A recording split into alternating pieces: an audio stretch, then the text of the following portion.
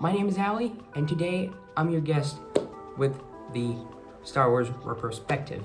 So I hope everybody's doing amazingly well in this very interesting time we're in right now. Not to even mention, since we're all in a pandemic right now, my boy Nathan hit me up with something very fun to do, but it also took me a bit of time to kind of think of something really well to do it. I apologize for the very bland background that I'm in right now. I just moved into a new apartment, and I have no idea how to get stuff prepared.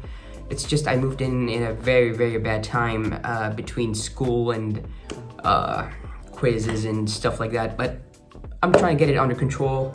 Unfortunately, I had some posters that I wanted to put on my room, but the moving people, the moving company, they destroyed the damn charts, and they destroyed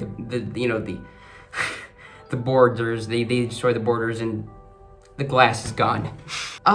Besides all that, I'm here to talk to you about the Star Wars Retrospective today, and the movie today is for Empire Strikes Back. So Star Wars Empire Strikes Back, one of my favorite Star Wars movies. Not my favorite, it's actually my favorite Star Wars movie of all time. Besides all of that, there are a bunch of other, Star Wars movies that are actually really good. They're also being reviewed by a few of my buddies over here in the Star Wars Perspective. But today is my episode, so I just like, what, let me just get straight into it. So as for the movie, I swear to God, every time I see it, every time I see it, the more I fall in love with it, I like it more every time. Like, you wouldn't get it. It's as simple, honestly. It's as simple, campy, pulpy, and it's a very creative, hilarious and soap opera kindish, and charming as ever, honestly. And it's kind of dark. Let me just be honest with you. Sometimes it's kind of dark. It has this bunch of different themes, like an adventure, somehow fantasy, and Western influence that perfectly blends to create an interesting and strangely believable world, despite the hilarious goofiness in it all. And of course, the sets and locations variation captures the imagination, and keeps the things fresh. It keeps the things fresh while also enforcing the mystery scale, and the character conflicts, and the standard being debugah. Where the best scene in the whole movie takes place, where actually Yoda lifting the X-wing from the swamp. That's literally literally my favorite scene, and that's probably the most scene I love in that movie. Not just in that movie, but probably in a bunch of other. You get my point. The lighting is particularly effective in more moody. It's just more effective and more moody more moody scenes to emphasize the struggle of evil or good, in some type of way. With bunch of contrasting colors to help visualize the central conflict. But aside from a couple of CGI bullshit moments, that have been added in the Blu-ray collection, some, Blu-ray versions of the movie. The special effects have aged, really, really wonderfully. For the most part, it's just crazy, honestly. Let me just be honest with you from the most nobly part. It's just, aside from, some pretty bad near projection and shaky stop motion here and there, it doesn't bug me because I like the artistry of it, and I never blame anything or anyone for thinking it looks aged and bad. But the matte paintings will always be stunning to me, though. Don't get me wrong.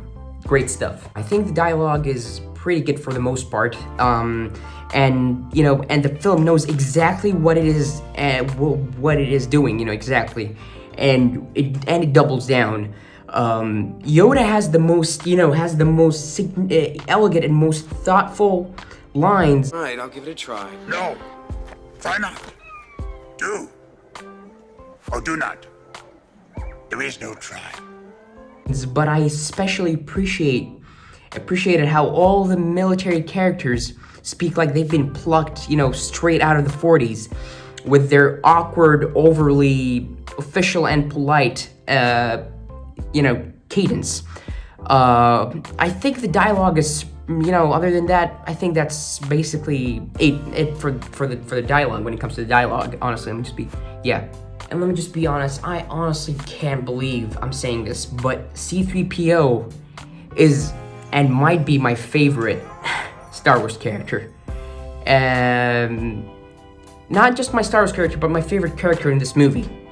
Not because he has any real significance to the plot, but or to any of the main characters, or because they're managed to strongly characterize what is effectively nothing more than a plot device, and it acts as the main source of levity in what otherwise may be an overbearingly hopeless story.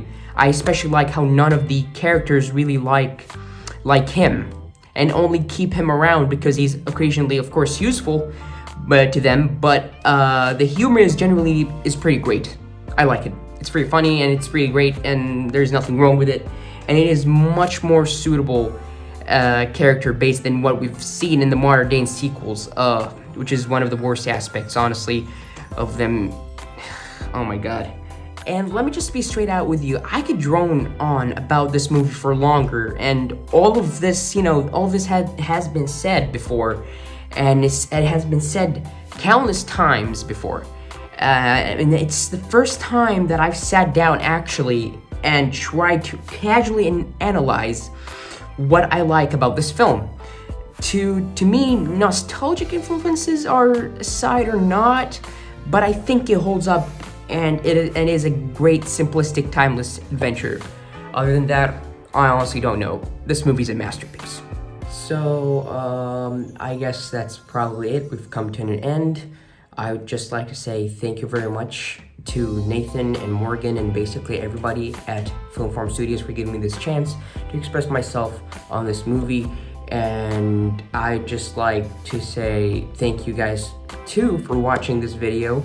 Don't forget to leave a like and a subscribe to Film Farm Studios and turn on that notification button. And I guess that's probably it, I guess. So goodbye and see ya.